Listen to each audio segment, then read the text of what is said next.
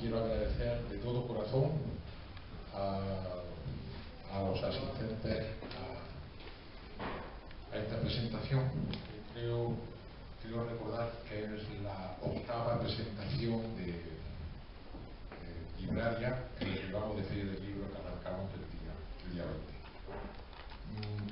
Yo tengo que decirle, tengo que decirle que para un bibliotecario pues la mayor satisfacción es ver la sala esta repleta. Esta tarde, pues, bueno, yo creo que con los que estamos somos suficientes, pero incluso para los componentes de la mesa debería ser un signo de respeto hacia ellos, porque tenemos a dos historiadores, uno de vocación y otro de profesión. Una vez más tengo que lamentar la ausencia de la izquierda mediática. Acaban de bajar de un acto, pero por lo visto han tenido más que suficiente con él. La verdad es que hubieran aprendido mucho con lo que Fran Martín nos va a contar esta tarde. Bueno, digo yo que yo se lo pierde. Fran Martín, coloquialmente hablando, Francisco Jesús Martín Milán y Pepe Sedano, para quien no lo sepa, son pareja. Son pareja de viaje, son pareja cultural, son pareja de intereses también, de intereses por uno de ellos, nuestro autor de hoy, por la guerra civil, la mal llamada guerra civil o incivil, o la guerra de España, lo comentábamos antes, y Pepe Sedano, porque es un experto ya consolidado en la deportación de republicanos a los campos de trabajo y concentración. Fran además les decía que es historiador de profesión porque él es profesor de historia en un instituto de Almería, ¿no? Si no recuerdo mal, siempre tiene de Roquetas. Y si no tengo el dato equivocado, creo que es su tercer libro de autoría individual y al menos 2 o 3 más como coautor. El libro Madre Anoche, Las Trincheras, pues lleva ya más de 55, me comentaba, 55 presentaciones en toda España. Es decir, que tenemos el privilegio y el honor de que recale aquí en Linares después de haber viajado por toda España. Y creo que es la 10ª edición la que llevas también ya, ¿no? Y por añadir pues algo más, que aparte de esta faceta de recuperador de nuestra historia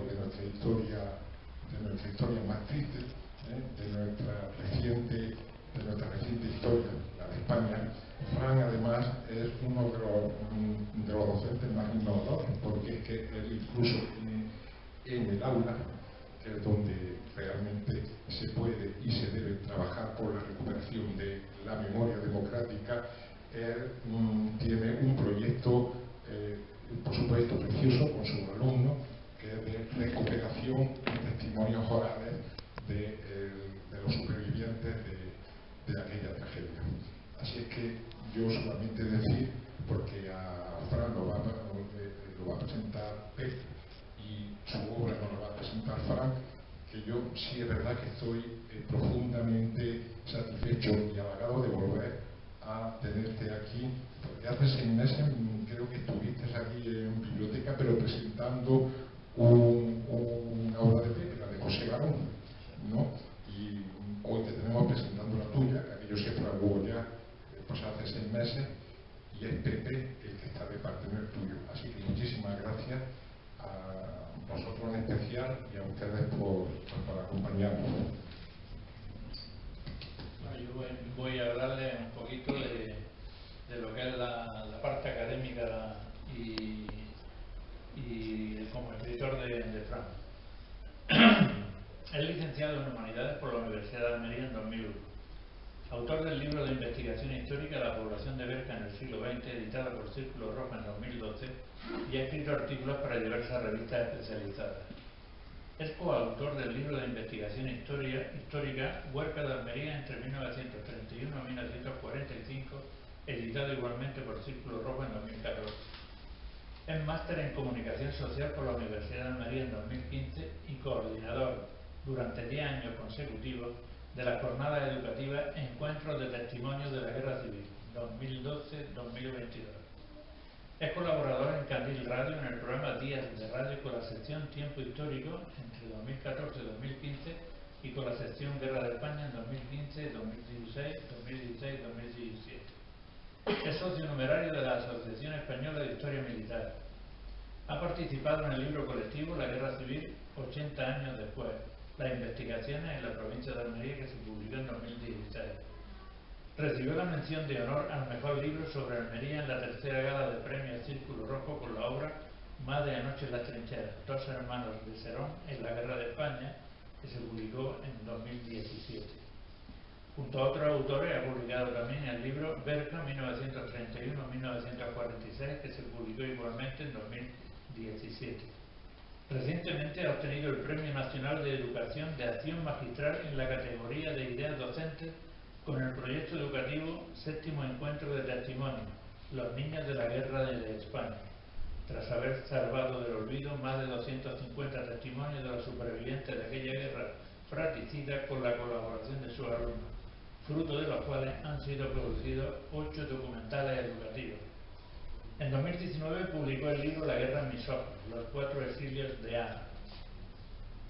Es miembro de pleno derecho del Departamento de Historia Contemporánea del Instituto de Estudios Almerienses de la excelentísima Diputación Provincial de Almería. También publicó Almería bajo la bomba en coautoría con Eusebio Rodríguez Padilla. Pero, después de todo esto, lo que se ha leído anteriormente, lo más importante de este profesor en el IES Turaniano de Roquetas de Mar en Almería y autor es que es mi amigo. Nos hemos pateado España para arriba y para abajo, de izquierda a derecha y de norte a sur, y siempre hemos dicho en nuestras correrías de que una vez era Sancho y yo Don Quijote y otra vez era Don Quijote y yo Sancho. O sea que tendríamos que hablar mucho de él, pero no es el momento. El momento es que hable él sobre lo que ha venido aquí a presentar su libro. Fran, Martín, Milán con ustedes. Muy bien, muchísimas gracias. Agradezco muchísimo a todos los asistentes esta tarde. La verdad que yo me estoy quedando alucinando y para bien, muy contento de ver la excelente programación que el bibliotecario Luis ha ideado para esta Feria del Libro 2022 de Linares, porque es increíble, es maravillosa. Yo la sigo en las redes y digo, un ejemplo a seguir por muchos más, y que se tiene que hacer no solo en la provincia de Jaén, sino en muchos sitios. De hecho, llevaré el ejemplo de Luis y de la Biblioteca de Linares allá donde vaya, a otras bibliotecas que voy a muchas.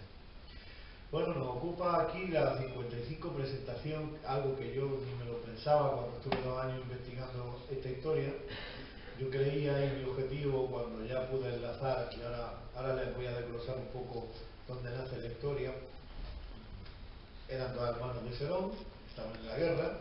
Pues mi idea, digo, bueno, cuando termine de montar esta historia, de documentarla, digo, presentaremos el libro en Serón para hacer honor a estos 2 seroneros. Serón es un pueblo de Almería, como todos sabéis.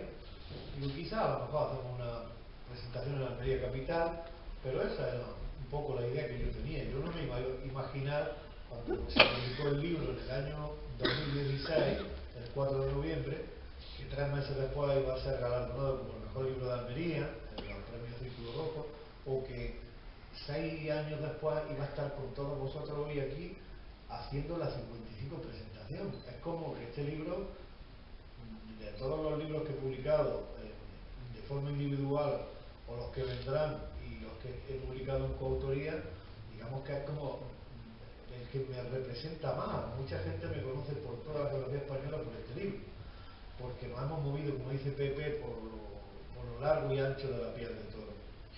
Pero sin más dilación, lo entrañable de esta historia es que nace en un aula de secundaria.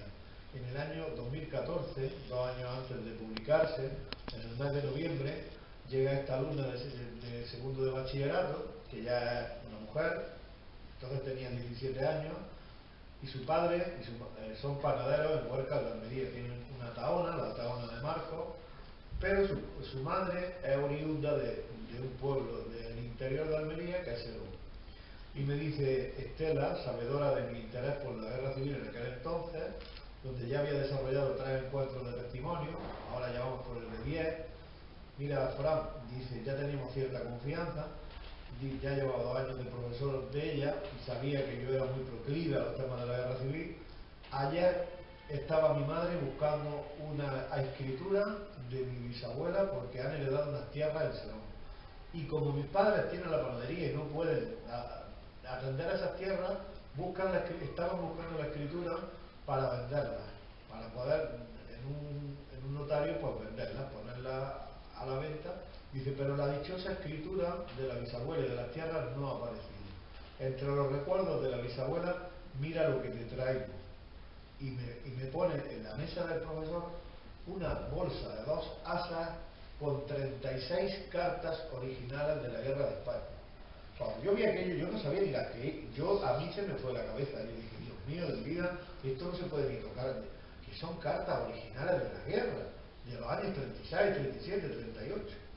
Entonces nos dispusimos a hacer un inventario en el recreo, nos fuimos al aula de convivencia, ahí estuvimos haciendo una anotación de las cronologías de las cartas, hicimos un listado, hicimos unas copias, y le dije, mira, tú tienes aquí lo que me va a prestar para que yo estudie esto con tranquilidad, y después de 2 veranos sin vacaciones, pues surgió esta historia que vio la luz, una historia real, una historia documentada, de investigación, un ensayo histórico, no es novela, todo lo que hay en el libro es real, personajes reales, con nombre y apellido, no solo los protagonistas, sino muchos más secundarios que pude introducir gracias a mi investigación de los testimonios orales.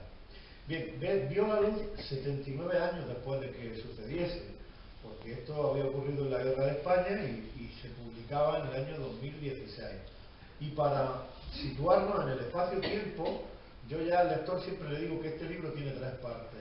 Aunque las cartas van a suponer el esqueleto vertebral para el investigador para poder montar esta historia, pero la historia tiene que tener un antes de la guerra, el durante, que es cuando se introducen las cartas y muchos más documentos, y el después de la guerra.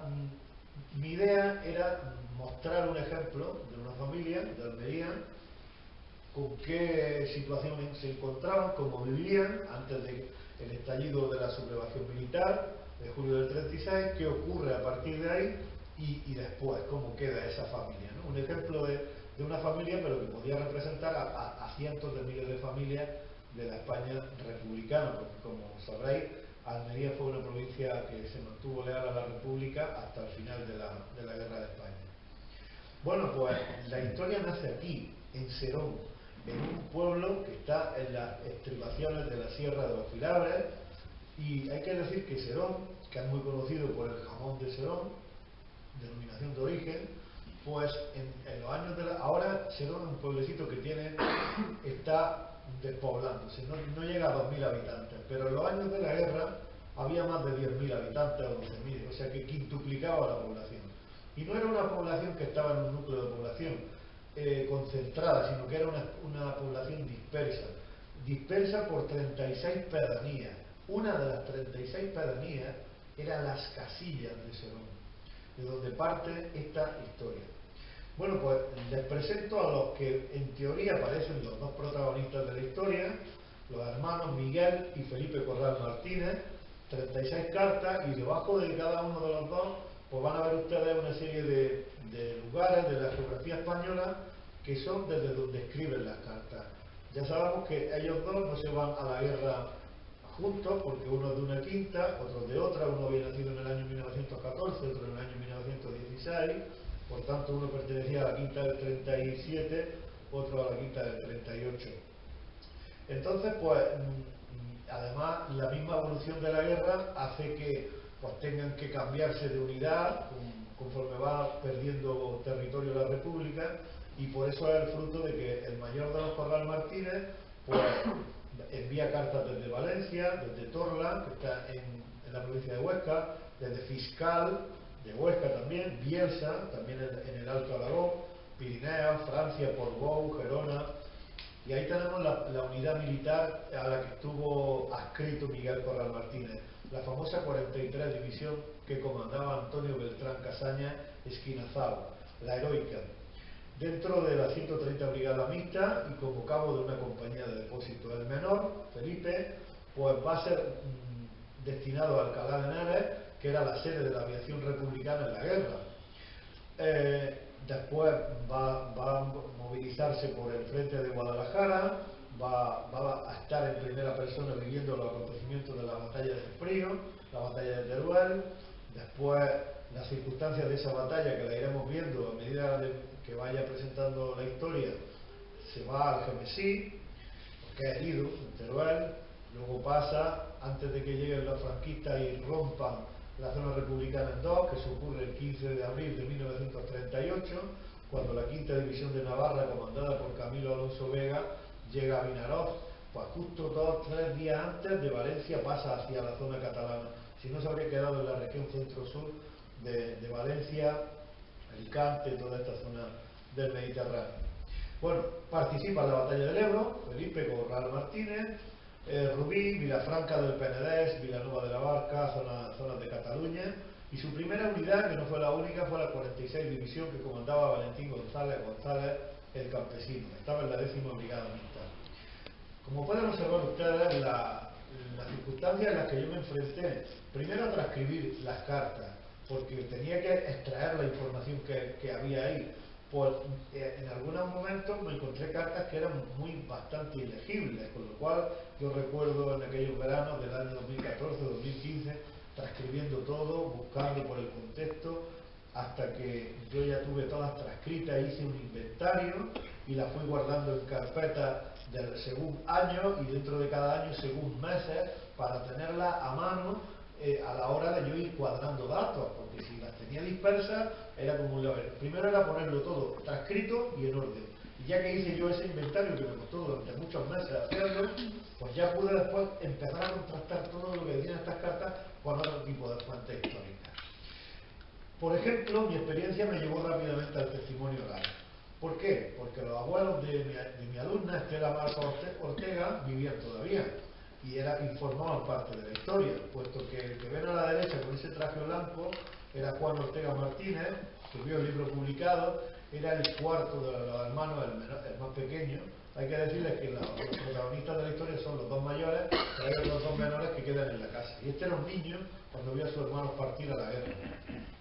Su mujer, Adoración López Cano, vive todavía, es viuda, porque Juan Ortega Martínez pues, murió unos meses después de publicarse el libro. Pero había, por suerte, otro tipo de cartas que estaban más legibles, como verán esa. Esta es una carta fascinante, 28 de agosto de 1938, plena batalla del Ebro.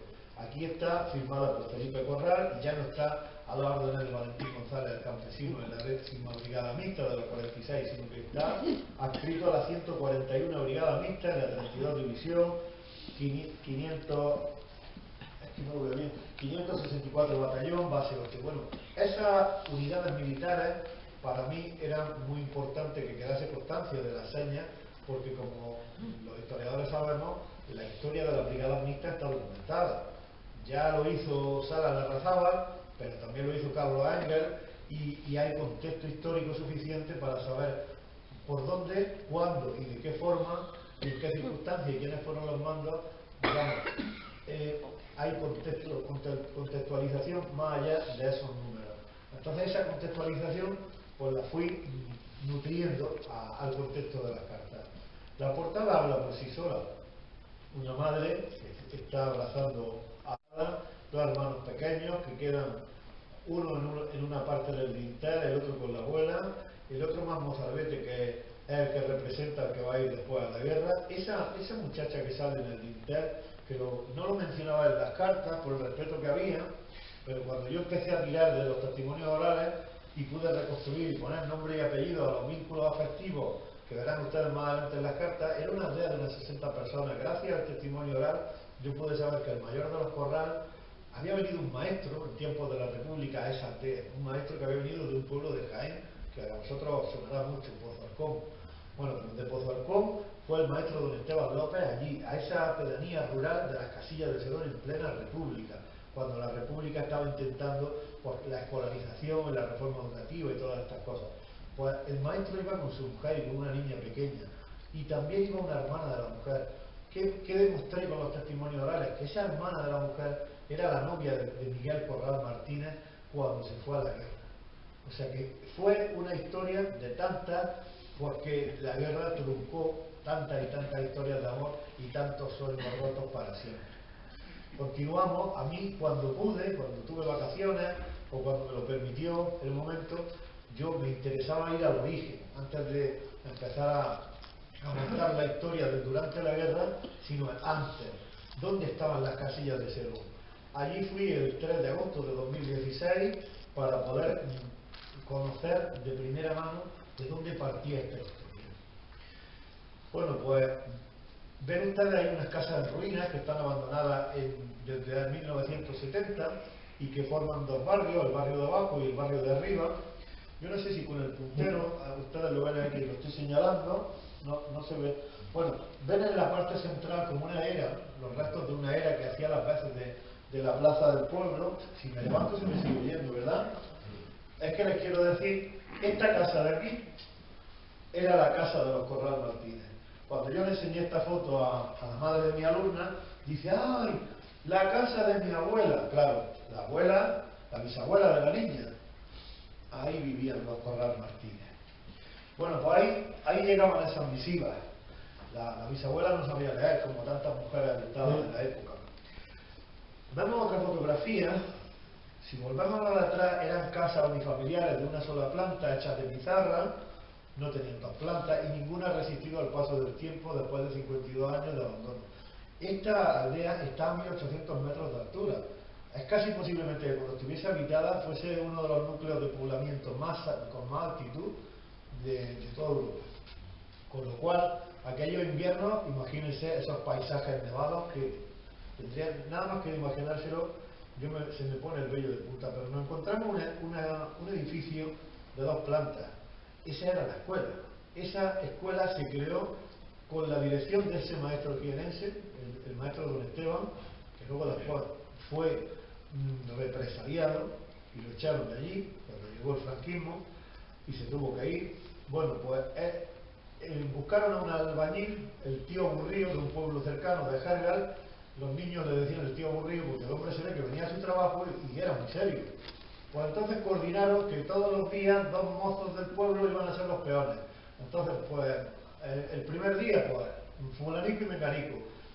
Otro día, otros dos. Y así, con la fuerza motriz de todos los de la aldea, se hizo ese edificio que ha soportado el paso del tiempo, que tiene 90 años y que sigue en pie. Yo he estado dentro de la escuela de las Casillas.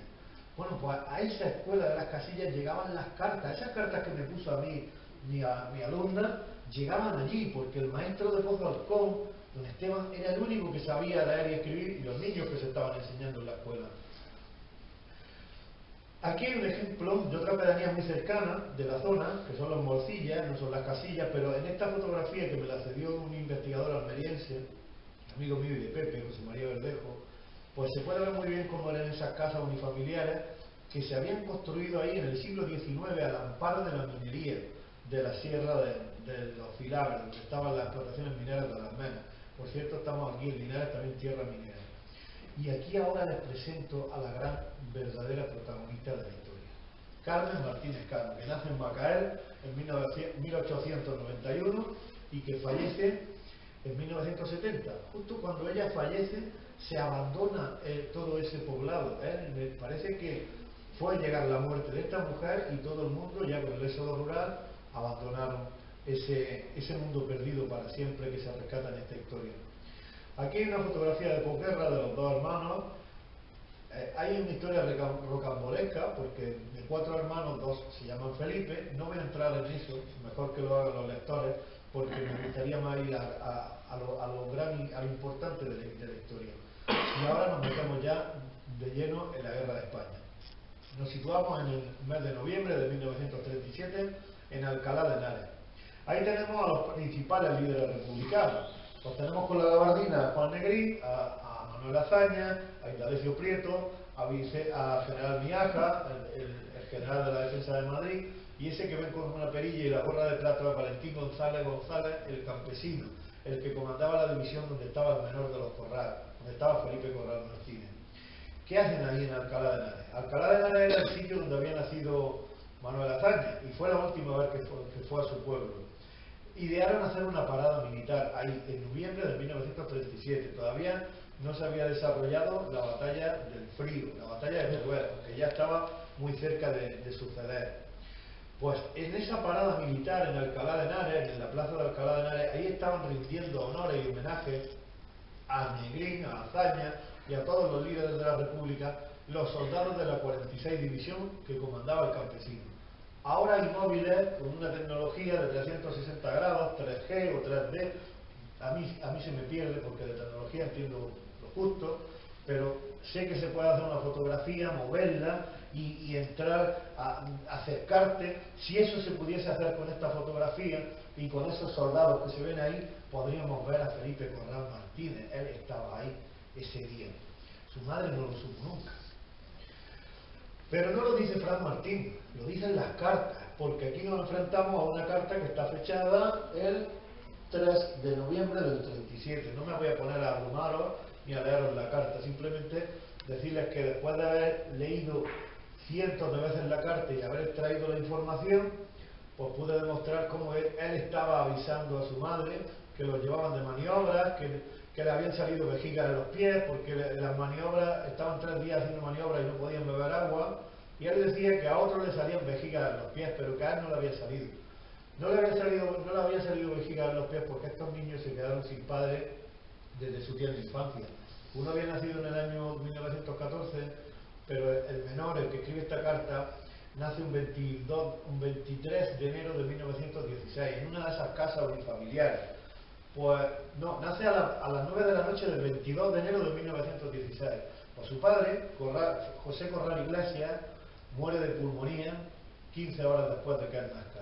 En el mismo lecho se encuentra esa madre parturienta, recién parida, con el niño y el marido moribundo. Y se quedan sin padre. Entonces ellos, cuando empezaron a crecer, fueron los protectores de su madre. Y ya pues estaban trabajando desde los 8 años, 9, estaban ya fogueados para la dureza de la vida desde su tierna infancia.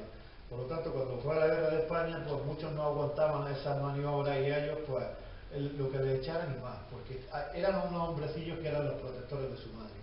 La madre luego rehizo su vida y fruto de un segundo matrimonio vinieron los 2 menores, que son los que quedaron en las casillas. Pero nos vamos con el mayor, Miguel Corral. Miguel Corral lo destinan a un CRIM, a un centro de reclutamiento, instrucción y movilización, que era pues un sitio donde le enseñaban la instrucción para poder disparar, le daban la ropa, le hacían las maniobras básicas, y eso ocurría en la Puebla Llarga de Valencia, la Puebla Larga. Es que Pepe y yo, cuando hemos ido por ahí, pues Valencia, por ejemplo, no quieren que digamos Játiva, nosotros somos andaluces, hay que decir Xátiva, y allí cuando fuimos a presentar el libro Puebla Larga, no, aquí es la Puebla Llarga. Bueno, en la Puebla Llarga Miguel estaba haciendo instrucciones, y fíjense, desde las estribaciones de la Sierra de los Filabres, del sureste de la península ibérica, lo mandan casi muy cerca, en los Pirineos. Está haciendo vigilancia de carretera en varios pueblos, en Torla, en Fiscal, en Bielsa, y aquí lo demuestran las cartas. Ahí abajo dice 130 Brigada Mixta, 43 División, Cuerpo de Depósito, Fiscal, Huesca. Esto ahora yo lo sé muy claramente, pero cuando lo veía la primera vez no lo entendía. Yo no sabía lo que era un cuerpo de depósito. Ya con el tiempo pues fui contrastando muchas cosas, ¿no? Y lo que sí me decía es que nada más llegar ahí, al poco tiempo ya lo hicieron cabo, y decía en estas cartas que él no entendía el lenguaje de los catalanes, porque seguro que había muchos catalanes y hablaban en catalán y a él eso no lo entendía. Decía, madre, yo el lenguaje de los catalanes no lo entiendo, pero el lenguaje que sí entendió él fue el de la responsabilidad de no tener padre y de los consejos de madre Josefa, de esa abuela enlutada, de que fuese responsable siempre. ¿Cómo lo verían a este almeriense de ser tan responsable, nada más llegar allí, que ya le daban cierta responsabilidad? como cabo de esa compañía de depósito en la 130 Brigada Mixta. Esta carta está fechada el 6 de octubre del 37, pero lo que viene aquí es una visita sorpresa de Juan Negrín, que está con la gabardina, Vicente Rojo, el alto Estado Mayor del Ejército de la República, el que está el segundo por la izquierda es Antonio Beltrán Casaña, el que comandaba la 43 División, y otros dos oficiales. Verán después por qué se produce esa visita sorpresa, porque habían quedado las tropas republicanas, donde estaba Miguel, embolsadas. Embolsadas quiere decir rodeadas. Las tropas franquistas llegó un momento que les cercaron por el este, por el oeste y por el sur, y solamente quedaba la frontera y como la canción de la Ronda de Voltaña, que Pepe y yo la hemos escuchado mucho bajo dos tricolares cuando hemos presentado el libro en Bielsa. Mi objetivo fue, y lo conseguí, desde todos los sitios que los hermanos Corral Martínez mandaron una carta, Fran Martín fue allí a contar esa historia. Hubiese una persona, hubiese 100, hubiese 30, pero por rendir homenaje a estos momentos de la historia, porque que habían formado parte de la historia, pero que no existían hasta que se quedó escrita y reconstruida esta intrahistoria de la Guerra de España, que son las que a mí me enamoran, las historias cotidianas de vida. Pero miren ustedes a Felipe, no se iba a quedar siempre en Madrid haciéndole homenaje a Azaña ni a Negrín. Ya su bautismo de fuego en tierras de Teruel, va movilizado en camiones rusos, se van al frente cerca de Guadalajara, y a partir de ahí pues ya están mandando cartas desde Teruel.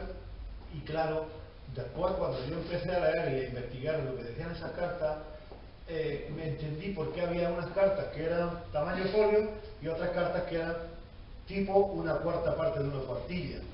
Y ahí dice esta carta, que demuestra que estaba Felipe ahí, 25 de enero del 38, Teruel ya ha caído a favor de la República, el día 8 de enero, el depuesto rey de Artur, el comandante sublevado de la plaza, y Teruel es la única capital de provincia que toma el Ejército Popular de la República, un ejército que se había fundado pues entre diciembre y enero diciembre del 36, enero del 37. Anteriormente a eso era el periodo miliciano, muchas milicias, como quinto regimiento, pero la República no tenía un ejército constituido como los sublevados, que rápidamente se organizaron con el mando único en la Junta de Defensa Nacional de Burgos. Franco tomó ese mando único gracias a la decisión de unos generales que se reunieron a finales de septiembre del 36 en una finca de reservada en Salamanca. Y entonces pues lo nombraron generalísimo de los ejércitos, tierra, mar y aire, en fin, toda la parafernalia de la España sublevada, que no nacional, porque las dos zonas eran nacionales, los republicanos también eran nacionales. Entonces el concepto de nacional es un concepto de los mismos sublevados se autoproclaman nacionales para darse como la categoría que son los acreedores de nacionales, que los otros no son nacionales. Pero si se habla los nacionales es un concepto de terminología franquista. Bueno, pues esta carta nos dice: madre, si usted no, yo resumo un poco, si usted no se preocupe, es que aquí en el frente, cuando no falta el papel, faltan los sellos. Claro, en Madrid había papel para todo el mundo en el cuartel que estaban, pero cuando ya estaban en el frente, pues ya llegaba un momento y allí el único cordón umbilical de estos soldados y de todos los combatientes eran esas cartas. No había WhatsApp, no había teléfono. Cuando allí llegaba el que repartía el correo y decía carta para uno, para otro, pues aquello era la felicidad más inmensa que podía haber, saber de noticias de los familiares, tanto en el frente de las trincheras como en la retaguardia, donde recibía esa madre esas cartas.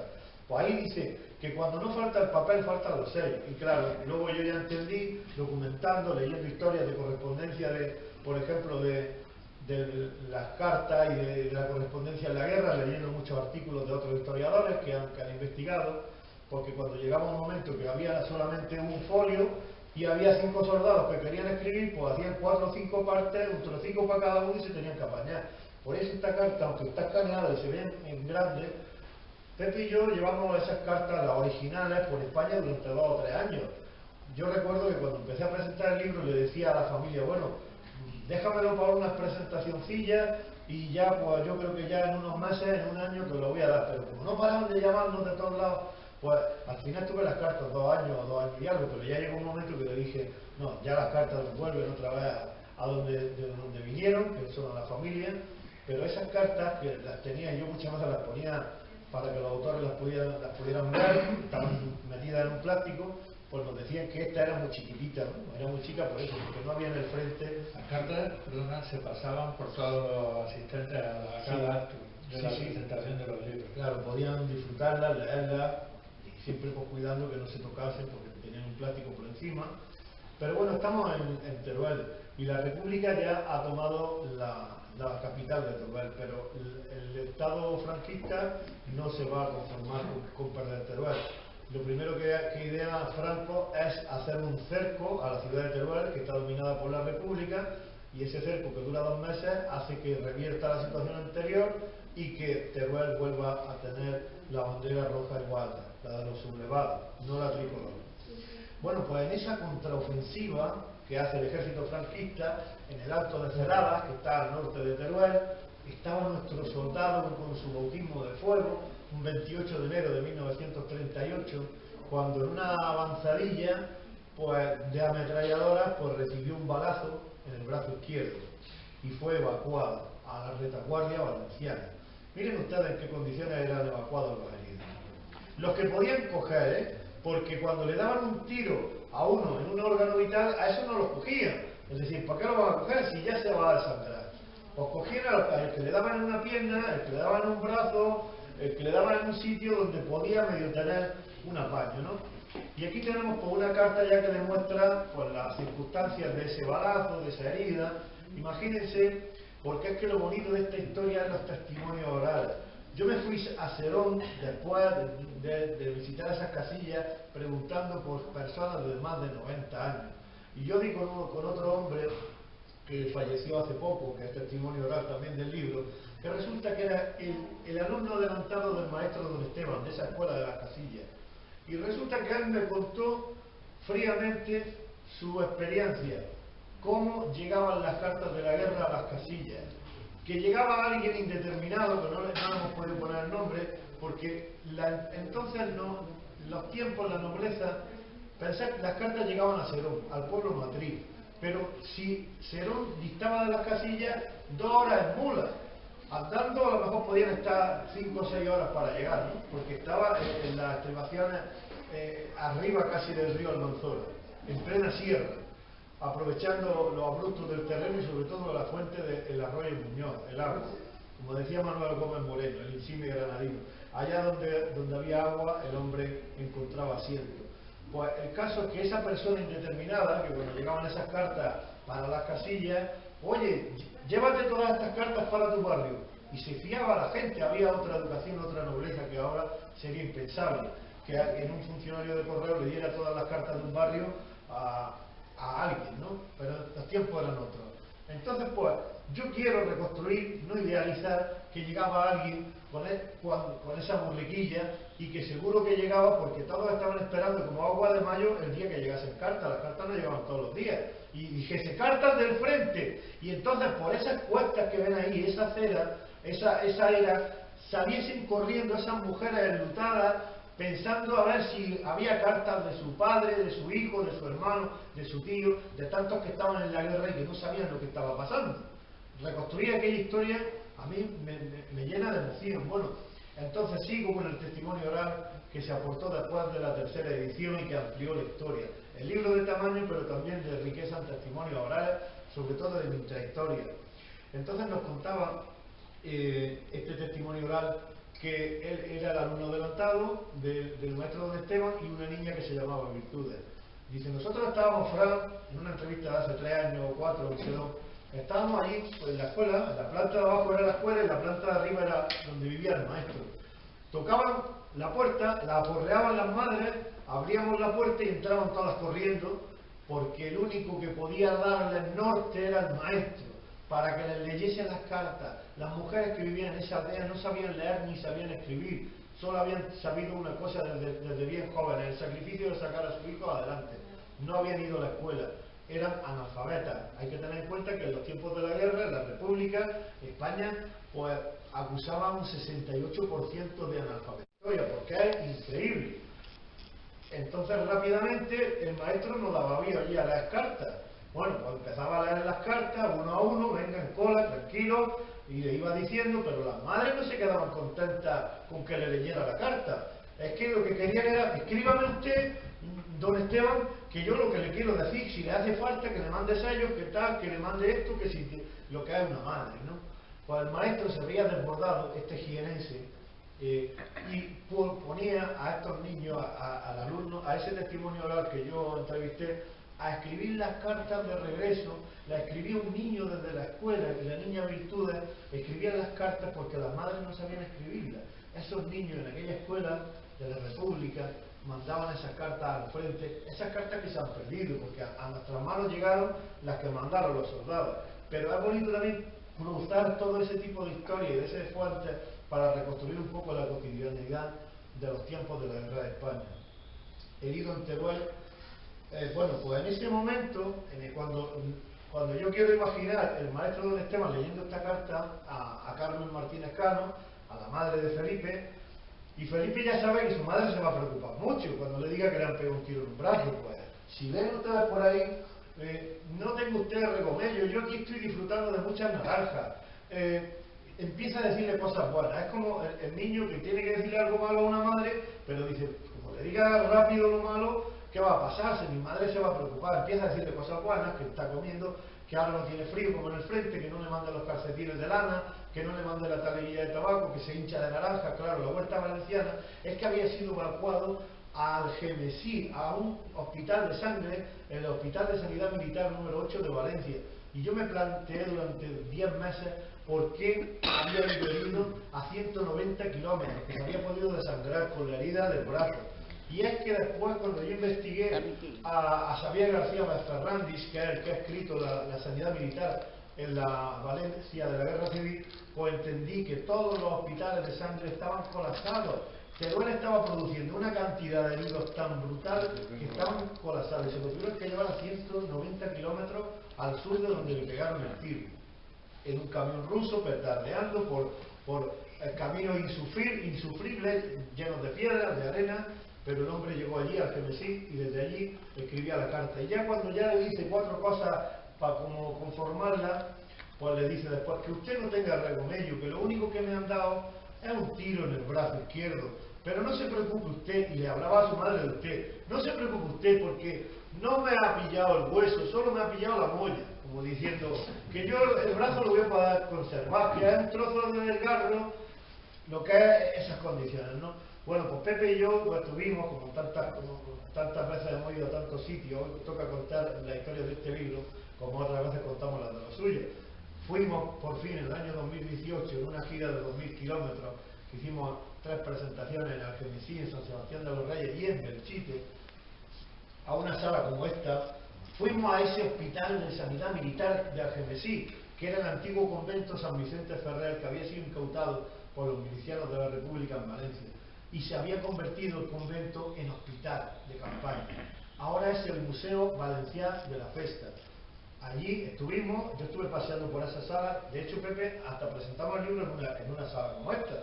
Lo que ocurre es que ya no estaban esas camas. Ahí era, más o menos, para que tengan una idea, cómo eran los hospitales de retaguardia. Que no es que aquí existía traumatología, las especialidades de hoy. Camas corridas, y ahí estaban, como sabes, todo el mundo quien pueda. Y el único calor humano, cuando llegaba una enfermera, cambiar los apósitos, y ahí estuvo por 2 meses hasta que nuestro pequeño Corral Martínez pues se curó esa herida. Se la curó justo unos días antes de que llegara, como decía Camilo Alonso Vega, y cortara la España republicana en 2. Pero la verdad que en las siguientes cartas, he puesto una aquí en el PowerPoint, pero del Hospital de Algemesí hay 5 o 6 cartas en el libro. Están todas transcritas y contextualizadas. Bueno, pues él ya en las cartas que está herido habla más de su unidad militar. Dice que ojalá que le den otro destino, que peor que lo ha pasado en la unidad del campesino, que no lo va a pasar. Y es que yo me quiero imaginar cuando le dan el tiro pidiendo socorro, socorro, socorro, y ahí imaginar una ofensiva, 50, 60 heridos, muertos por todos lados, sálvese quien pueda. Pero eso que a él le costaba la vida y chorreando sangre, que se estaba sangrando, acabó generándole un odio que él nunca había tenido.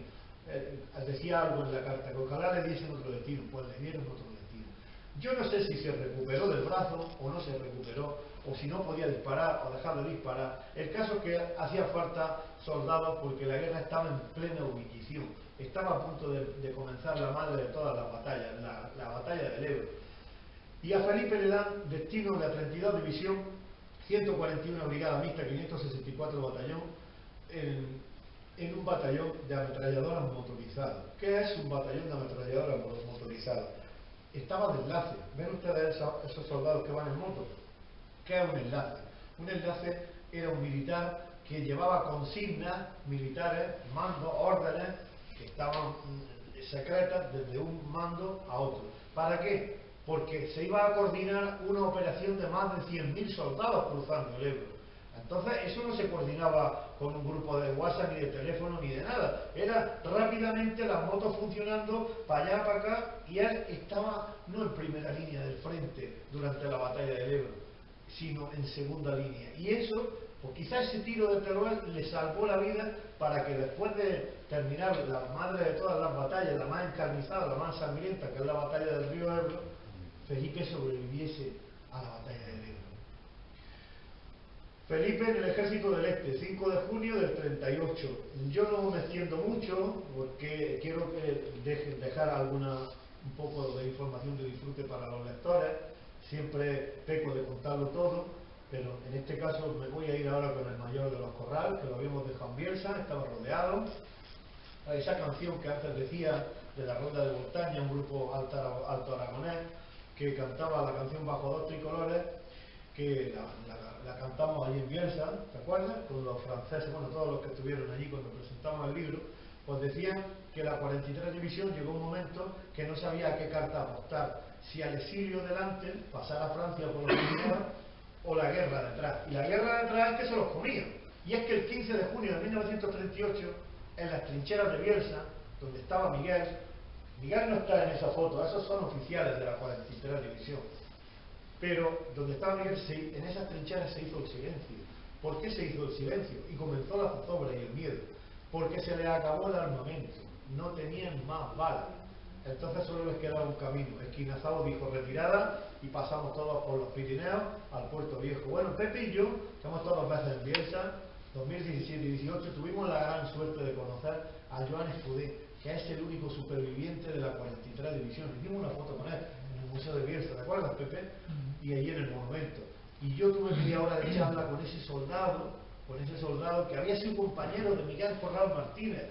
Aquello me puso los vellos de punta, porque me dio más detalles todavía de cómo fue ese cruce, cómo fue la recepción en Francia, cuando los franceses llegaron 6.000 soldados de la 43 División, 6.000 soldados a Francia, no fueron bien recibidos, como pasaba con los exiliados, los indeseables.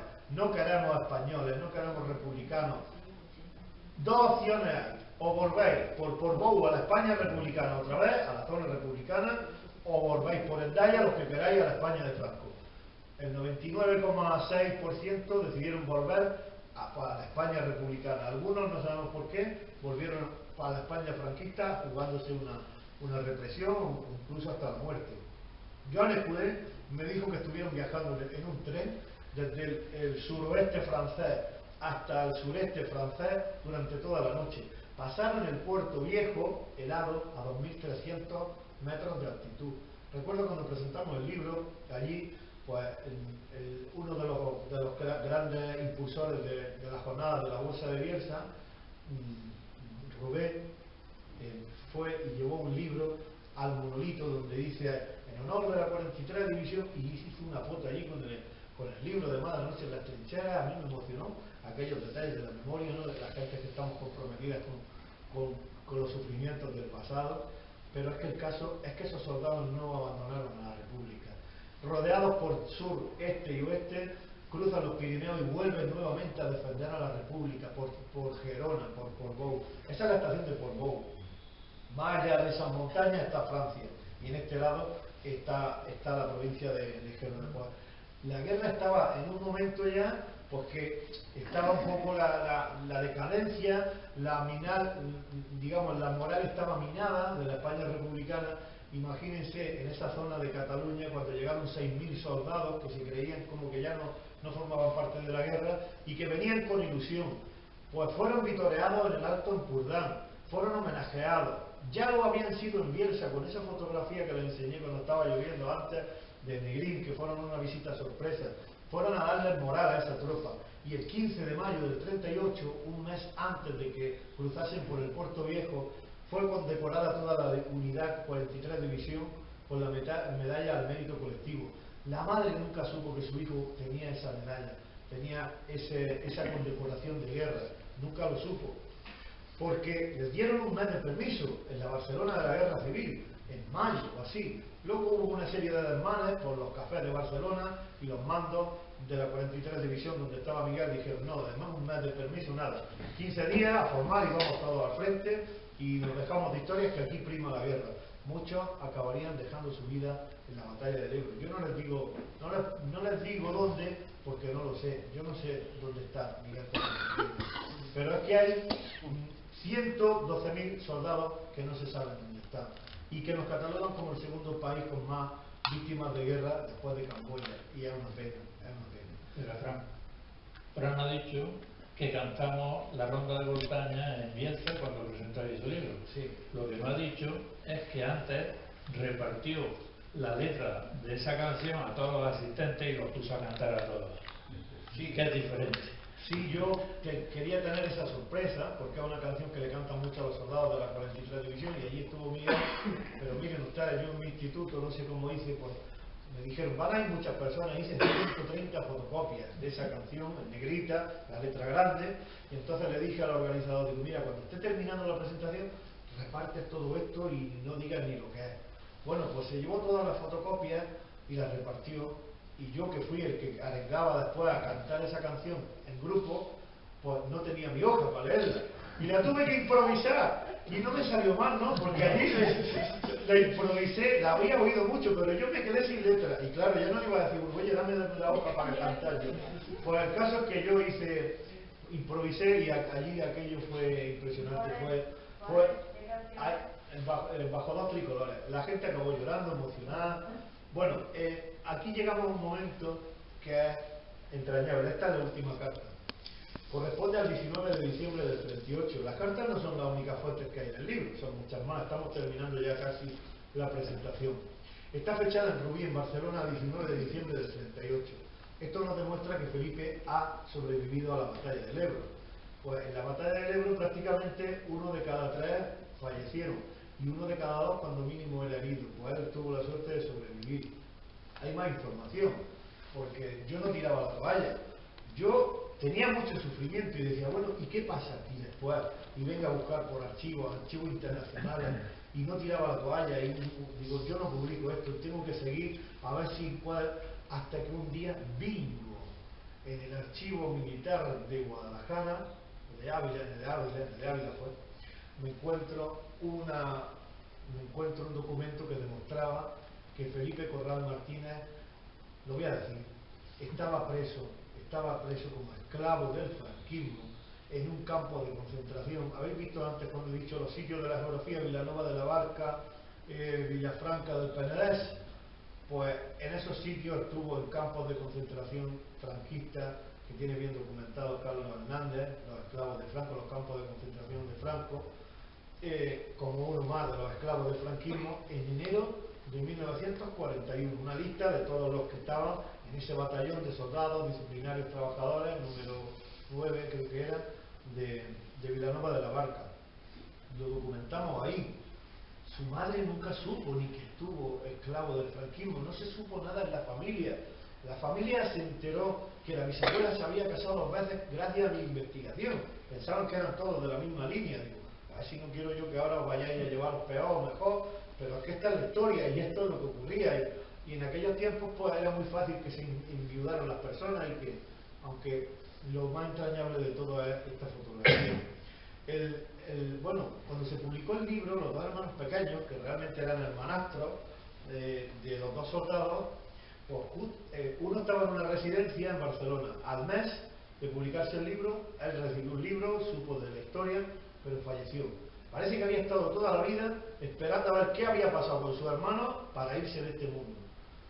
Y aquí tenemos al pequeño, a ese que estaba con un traje blanco, joven, que le decía que era un niño de 5 años, también estaba ya en otra residencia ya tenía Alzheimer, ya no recordaba nada, pero el caso es que fue su hija. Esta es la madre de mi alumna, Emilia, la de la Taona de Marcos. Pues fue y le abrió el libro y entonces le enseñó una foto de su madre y él ya tenía Alzheimer y dice, ¿quién es? ¿Quién es? Y él decía, la mamá, mi mamá. Él sabía que le quería decir muchas cosas de la historia del libro. Cuando yo le hice la entrevista no tenía el Alzheimer muy pronunciado, recordaba muchas cosas, incluso me decía Estela, mi alumna, Fran, soy su nieta y no me conoce, pero tú le estás diciendo cómo se llaman las pedanías de Serón y le estás diciendo el cántaro, esto, y la sabe todo, digo, porque las personas mayores tienen grabado a sangre y fuego los recuerdos de su infancia, y si les preguntas por cosas de ayer no se acuerdan, pero como les pregunte una de 70 años atrás, sí se acuerdan. La verdadera protagonista, querido asistente a esta 55 presentación, es Carmen, porque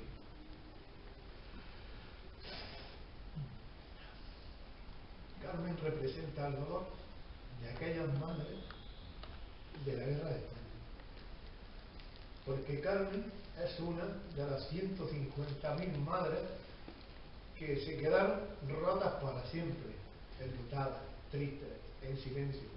¿Cuántas veces, con cuánto celo guardaría esas cartas, jugándose una posible represión femenina, pensando que se las leyeran una y otra vez, porque era lo único que tenía de su hijo, esos que había traído al mundo tan feliz cuando eran en los años 1914 y 16, y cuando habían crecido y le habían ayudado a salir adelante cuando perdió el matrimonio por aquella pulmonía del frío invierno de 1916, y cuando ya eran unos hombrecillos que la habían llevado en volanda, llegó una guerra injusta y cruel y le hizo pues movilizarse, despedirse en la estación de tren de Serón para no saber si volverían a verse nunca más.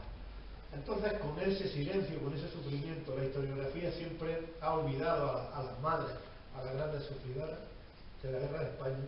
Muchas gracias por vuestra atención.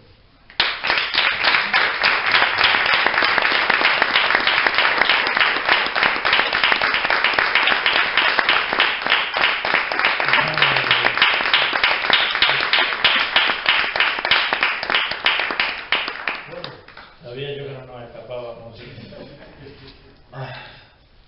Los sentimientos que... No, es que lo que sabe. Yo viví la posguerra siendo una niña y es muy curioso que eso no se me ha olvidado en la vida. Es decir, yo veía, no podía hablar porque todo era silencio. Yo recuerdo que en mi casa se hablaba cuando ya las niñas nos acostaban. Entonces reunían los mayores y hablaban en el brasero a través de todo lo que las vivencias, que habían sido terribles, espantosas. Mi propio padre sufrió la envidia desde la posguerra. Mi padre era una persona que se formó como electricista, montó un negocio, le iba muy bien y fueron a por él, porque como era republicano, como mi padre no había seguido las directrices de Franco, fueron a por él y le hicieron mucho daño. Y todo eso en mi casa se cocía y luego yo también veía la pobreza que había en la calle. La posguerra fue tremenda. Yo veía niños descalzos con harapos y lo que es peor es la iglesia, porque yo vivía enfrente de un colegio de monjas y las monjas recibían camiones llenos de comida, de todo, ellas pero no había más remedio que A colación de sus palabras, y que ahora va a poner nuestro eficiente, y tenéis mucha suerte de tener aquí a un gran bibliotecario como Luis, que tanto los detalles, la canción que hemos hablado, las palabras titulares, pero haciendo alusión a lo que está diciendo usted, que ahora lo recordaba, antes estaba mencionando ese testimonio, y hay veces que estás pensando otras cosas y no se te viene el nombre, pero ahora ya sí se me ha venido. Ese niño que era el niño ventajado del maestro del Pozo Alcón, se llamaba José Torreblanca Cano. José Torreblanca Cano falleció hace un par de años. Pues bueno, José Torreblanca Cano lo entrevisté 3 veces, porque aparte de ser testimonio, como dice mi amigo Pepe, mi querido amigo, también era mi amigo, y cuando falleció me dolió muchísimo. Bueno, pues él me decía en una de estas visitas, ¿qué pasó con el maestro? porque yo no me conformé ni cerré la historia cuando fui a presentar, sino que si estaba la segunda o la tercera edición, yo quería saber y quiero seguir sabiendo dónde está el maestro, don Esteban. Contacté con el ayuntamiento de Pozalcón, no tuve respuesta. Intenté buscarlo donde este niño, José Torreblanca Cano, me dijo: Fran, el maestro había firmado unos papeles de un sindicato y vinieron los franquistas y le dijeron: tú ya te quitas de maestro porque has firmado como que eres significado con el sindicato de la UGT y te vas a ir de aquí. Lo quitaron de la escuela, metieron a otras maestras ya de la escuela franquista. Él iba por los cortijos enseñando un poco por la comida, pasó a malvivir, hasta que ya le hicieron la vida imposible y le dijeron: o te vas de aquí o te vamos a matar. Y entonces recuerdo de a José Torreblanca Cano, que tuvo que ayudar, porque él quería mucho a su maestro, a poner todos los enseres del maestro en un mulo e ir andando con el mulo desde Serón hasta el pueblo de Juan y Medio, desde Canal Sur, que es Lúcar, que está pues a unos 20-30 kilómetros, andando con el mulo. Dice: yo tuve que llevar al maestro, lo desterraron al maestro don Esteban, el maestro jienense que tanto bien hizo en aquella pedanía para muchos niños. Dice: yo acompañé a mi maestro, le pedí permiso a mi madre y acompañé a mi maestro en su destierro. Iba con todas las cosas cargado. Bueno, pues yo luego me fui a ver al alcalde de Serón, con el cual yo tengo muy buena relación, y le dije: ¿me puedes poner en contacto con el alcalde de Lúcar? Me puso con el alcalde de Lúcar, me entrevisté con el alcalde de Lúcar, empecé a investigar las escuelas que había, digamos ya en el franquismo en Lúcar, a ver si podía tener un poco alguna para encontrar al maestro don Esteban o descendientes. Quería saber qué había pasado con, todavía no lo he logrado, no tiro la toalla. ¿Ponemos la canción? Sí. Muchas gracias por sus palabras. No, yo le quería decir que precisamente un maestro republicano que le quitaron la plaza, pero en el franquismo lo dejaron en la calle, Sí. este hombre era amigo de mi padre y fue el que a mi hermana y a mí nos daba clase de todo, porque a nivel de bachiller, porque las monjas solamente cantábamos, rezábamos y bordábamos.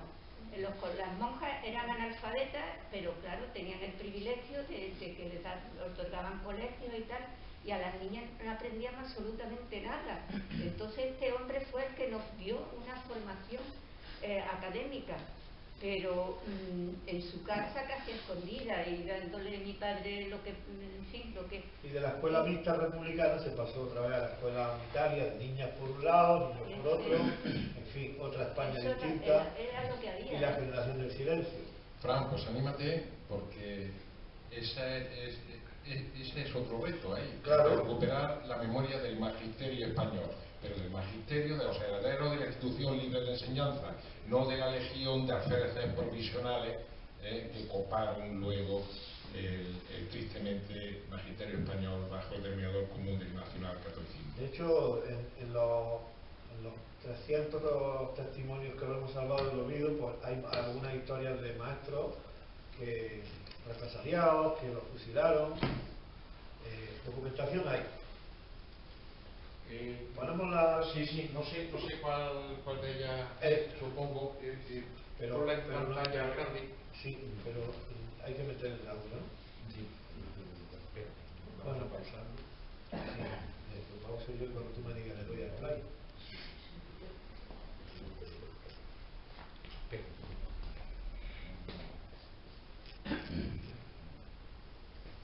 Las tecnologías, esto es lo que dice.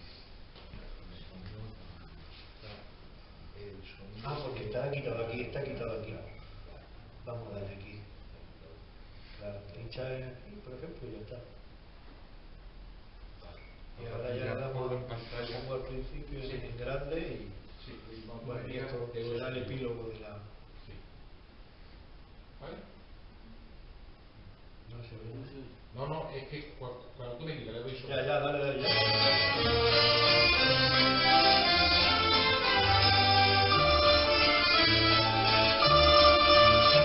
Tu nombre no sé, nunca lo he de saber. No he hablado contigo y ya no hablaré. Ni tan siquiera sé si tu casa está en pie. O al matar a tú y los tuyos a tierra se fue.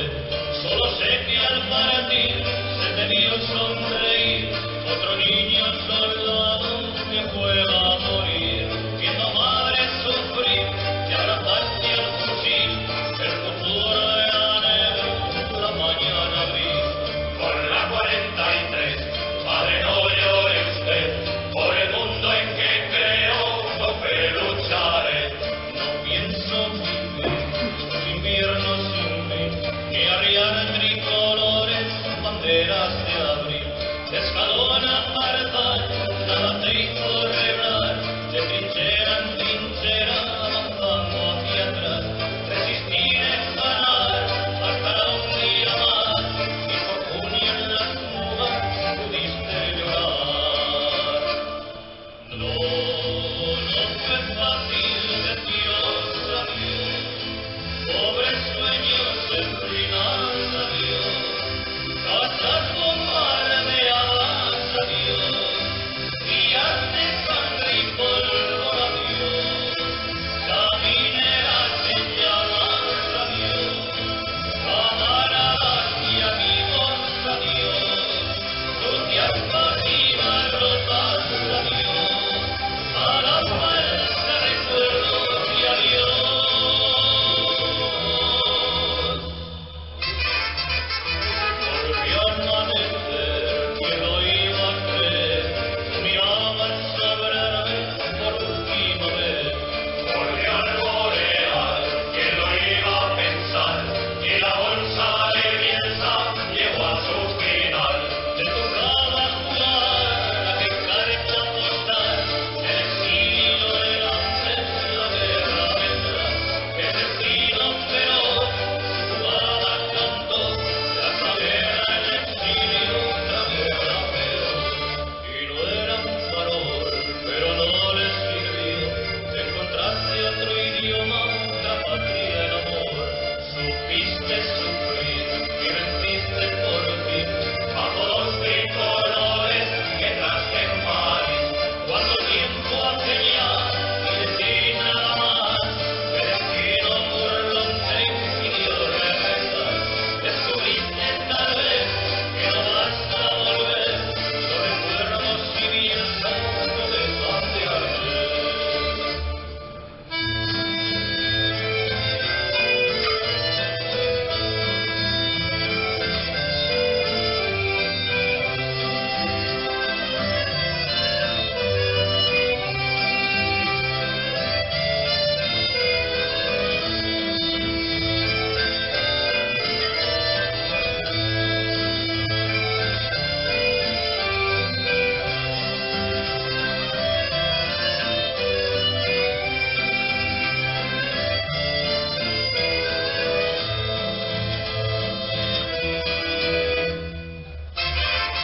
Nombre no sé, ni lo quiero saber, al ser nadie eres todos, la 43, sin rostro ni voz, ni francés ni español, solo un hombre partido por la juventud. En vez de una flor, clave el rojo en color, subiré al puerto viejo a dejar mi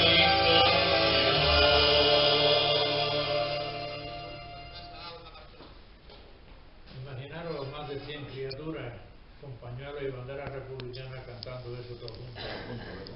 Sí, nosotros vinimos impactados, vinimos muy sorprendidos de Bielsa, era de las primeras presentaciones aquello, y luego volvimos, y luego Pepe presentó también otro libro que allí pues tuvo otra de sus intrahistorias, pero que tiene relación con Bielsa, y allí pues nos conocen como los almerienses, bueno, que dicen, soy de la familia de la bolsa, pero es que ya llevamos un par de años con esto de la pandemia que no hemos podido, pero a veces se lo voy diciendo en los viajes que tenemos que volver a Bielsa. Es que parece que no, pero desde Almería hasta cerca de la frontera de Francia, en Huesca, Pues se coge Hay una un- vez Málaga, hay un hasta Lérida, paseo. pero es que nos mandan allí a uno de los amigos y nos recogen en Lérida, en Lleida, en la estación de Lleida Pirineus, y ya nos suben a Bielsa. En fin, He que visto una fotografía del el hospital con tantas camas. sí, Eso lo he visto yo en los años 60 en Madrid, Sí. en el Hospital Provincial de Atocha, que me llevó mi madre una vez, porque entonces no había seguridad social nada más que para... todavía no había seguridad social, había lo que era beneficencia. sí, la beneficencia. Y entonces fuimos allí y a mi madre le causó aquello tal impresión que no consintió que me... Cuando yo estuve en el GMSI paseando por el mismo porque edificio. era terrible. allí la gente amontonada. Claro, Y hasta que era no un llegó caos. Suárez, que fue el que instauró ya la seguridad social para todos los trabajadores. Ya en los años 70, pero en los años 60 la beneficencia era una verdadera pena, era horroroso. Pues imagínense los tiempos de la guerra de España.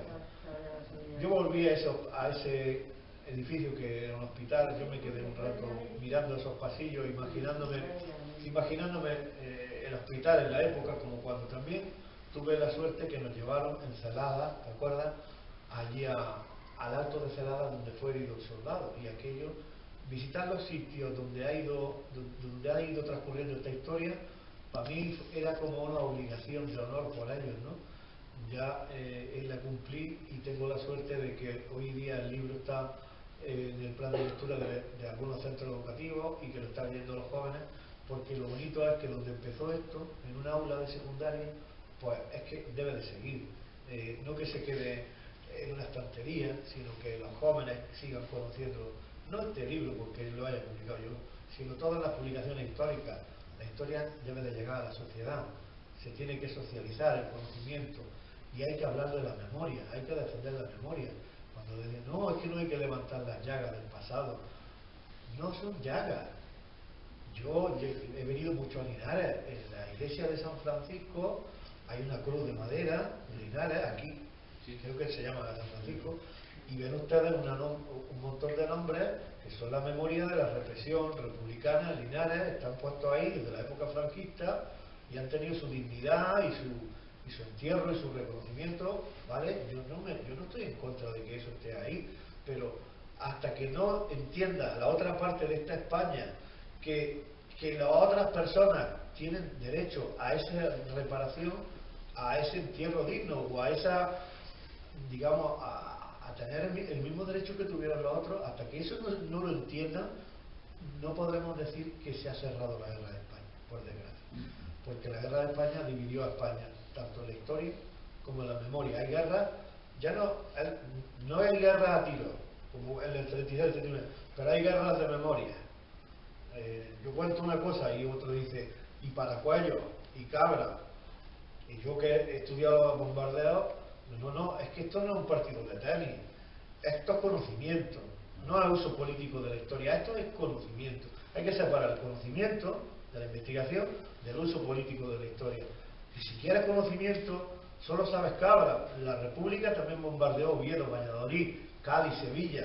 Documéntate, lee y debate y respeta, pero con documentación, y que cada uno es libre de hacer la parte de la historia que quiera. Yo no pretendía nunca hacer este libro. Me llegó aquello como al arqueólogo que le llega, encuentra un sarcófago en Egipto. Para mí eso fue mucha ilusión, porque pude salvar del olvido una historia de tantas que representa pues, muchas personas que hasta hoy día pues, formaron parte de la historia pero no la tienen. Entonces, pues bueno, un pequeño granito de arena que ahí quedará para las generaciones venideras, y ese es el objetivo. Y hoy, pues muy contento de poder estar aquí, en este sitio incomparable como es la Biblioteca Pública Municipal de Linares, y con vuestro cariño, amigos por aquí que ya conozco de tiempo, y que es un placer. Ahora sí me gustaría, pero si queréis, que nos hagamos una pequeña foto de grupo, porque yo siempre me gusta tener recuerdos de la gente que abraza mi camino, por donde yo voy, y que cuando pasa el tiempo, pues lo que quedan son los recuerdos y las imágenes. Y si queréis, pues nos podemos hacer una fotillo de grupo, y sobre todo con el gran impulsor de esta magnífica Feria del Libro, Luis, que esté aquí, y todos, donde queráis, porque sé que ahora, si vamos ahí o que alguien va a comprar el libro, ya nos vamos a dispersar. Y ahora yo creo que al momento, si Luis le parece bien... Te preguntado. ¿Sí? Yo quería preguntar una cosa. Sí, perdón. Dime. Yo creo que se me ha oído antes. Ay, señora, se le ha caído el teléfono. Bueno, en primer lugar, agradecerte y felicitarte por el trabajo y la investigación que has hecho. Y quería preguntarte un par de cuestiones. La primera es que, didácticamente, ¿cómo acercabas tú esta historia, estos contenidos a tu alumnado de secundaria? Y a partir de ahí la segunda pregunta, que es cómo se reacciona o cómo se lo toman esta época de la historia de España, y sobre todo en el momento que estamos de auge reaccionario, si ves que hay más reticencia al tratarla o al estudiarla. Como profesor de historia, con los años de la experiencia se aprende como todo, ¿no? Ya llevo 16 años y tengo la suerte de que de esos 16 años, los 10 últimos, los alumnos le han dado continuidad a un proyecto que yo tampoco sabía que iba a llegar al 10º encuentro de testimonios que celebramos el día 22. Cuando Pepe estaba presentando aquí su libro, yo en Roqueta estaba celebrando el 10º encuentro de testimonios. Entonces, me remito a la pregunta.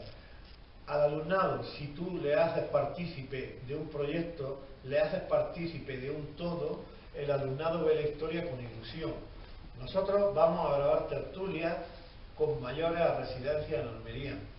Ellos entrevistan, conocen a un mayor de 96, de 98 años, salvado niños del Madrid asediado por la Legión Cóndor, que iban todos los días al metro de Alvarado. Luego producimos ese documental. Es una forma distinta de enseñar la historia que traspasa lo de los libros de texto. Yo no voy directamente con este libro a presentárselo generación tras generación a mis alumnos. De hecho, son ellos los que me hablan del libro y yo intento no poner excusa para no presentárselo. Pero cuando llega el momento en el que se habla de los testimonios de la guerra, entonces con esa coyuntura, pues ya le hablo de este libro, desde la guerra en mi ojo, los 4 siglos de Ana, que es otra niña de Málaga que vino al 4º encuentro de testimonios, estaba entre el público y había una conferencia de la guerra civil en Málaga y ella levantó la mano y yo estaba en esa carretera y viví los bombardeos. A partir de ahí, hoy una amistad y otros 2 o 3 años surgió ese libro. Es que los niños lo que entienden es que si no hay proyectos, esos libros no habrían aparecido nunca. Porque si Estela no llega a saber la disposición que yo tenía para que nosotros aprendiésemos la historia de una forma innovadora, pues habría visto las cartas y no me habría dicho Fran, toma esas cartas, pero como veía que a mí me movía una gran pasión porque aprendiesen la historia de otra forma, ese es el sustrato previo, y nunca obligarlo a los jóvenes. Yo cuando llega una generación tras otra, y cuando nació el encuentro en el primer año, en el 2012, pues salió en los medios, recuerdo la Voz de Almería, que es como el Jaén aquí, yo lo guardé. Me cambiaron de instituto y yo fui, me dieron otro curso de bachillerato y les dije, señora, el año pasado nació un proyecto educativo de salvar testimonios de la guerra. Aquí tenéis un dossier, leedlo. Y cuando lo leyeron, lo estuvieron bicheando, mirando, digo, ¿queréis que haya segundo encuentro de testimonios? Sí, yo quiero, claro que nosotros queremos como esto. Cuando a los alumnos les dan participación, que ellos se sientan valorados, que forman parte de un sustrato común y que en el documental que aparece, que es producido sin ánimo de lucro, han colaborado todos y salen los créditos, el alumnado está apasionado. Y cuando yo entro por la puerta no es la cara de asco porque entra el profesor de historia, sino que es la cara de ilusión. Y eso no tiene precio. Cuando yo entro al aula y veo que están ilusionados. Entonces, ya con ese sustrato previo, pero va a haber tercero, va a haber cuarto, va a haber quinto. Siempre, hasta ahora han dicho todos que sí, 10 generaciones. Entonces, cuando ya estamos trabajando todo eso, digamos que son ellos ya más, por las entrevistas, por el canal de YouTube, por las redes, los que me preguntan o se interesan. O, por ejemplo, el otro día, un niño en primero de la ESO que llega y me hace una sorpresa.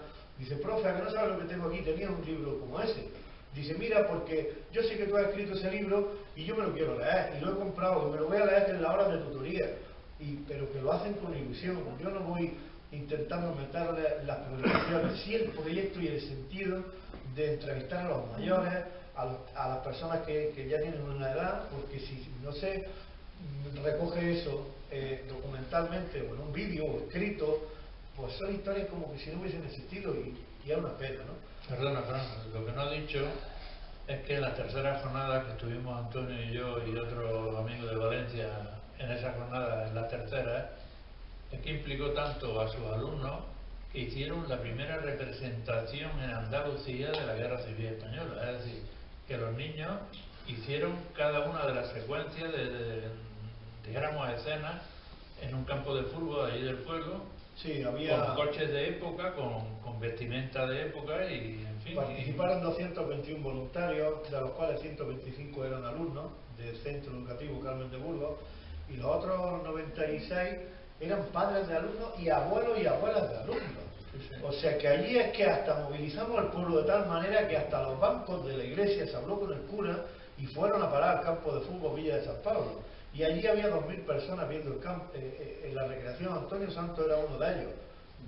Y recuerdo, que él también recordará, que empezó, se puso en megafonía, había una empresa de sonido, de sonorización, se puso el himno de la República para empezar, y se terminó con el desfile de la Victoria y la Guardia Franquista y coches de época de 1929 y el Cara al Sol, como terminaba la guerra, con el desfile de la Victoria.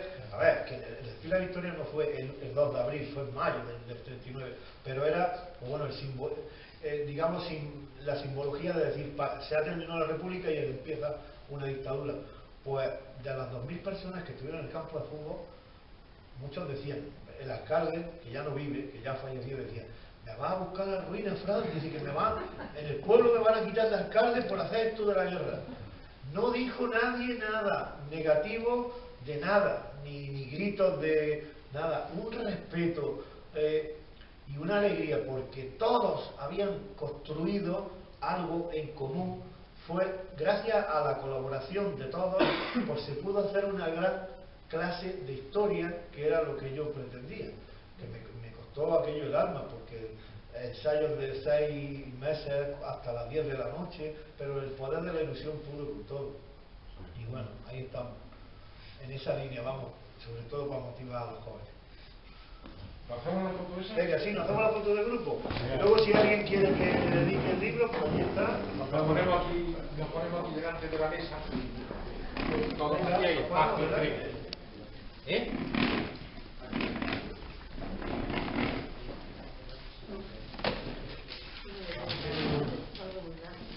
¿Retiros cómo? Lo que hace falta es... No, pero podemos... Mira, ¿qué os parece si la señora se pone... No, es que si no, María...